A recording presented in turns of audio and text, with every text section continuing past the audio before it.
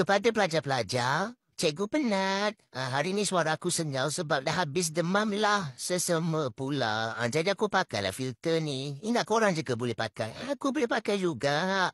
Tapi hari ni kita penat sebab tak cukup tidur. Jadi kita nak buat resepi simple saja iaitu ayam goreng masak lemak cili api. Yang ni dah ramai orang buat sebenarnya tapi kita menghidam wak. Jadi kita buatlah. So senang saja korang ambil ayam goreng, gaulkan dengan garam dan juga serbuk kunyit, gaul, lepas tu kita goreng.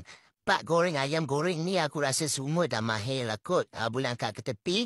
Lepas tu korang ambil 1 bawang merah, 8 cili padi dengan 3 ulas bawang putih. Nak chop boleh, nak tumbuk pun boleh. Lepas tu tumis kejap. Ambil 1 kunyit hidup. Lepas tu korang blend dengan air. Katakanlah kuning dia tu tak cukup. Tambahkanlah serbuk kunyit yang powder. Lepas masukkan ayam goreng tadi, letak 1 kotak kecil santan. Dan masak lemak kan, kena letak santan dia. Lepas tu masukkan garam dengan serbuk perasa.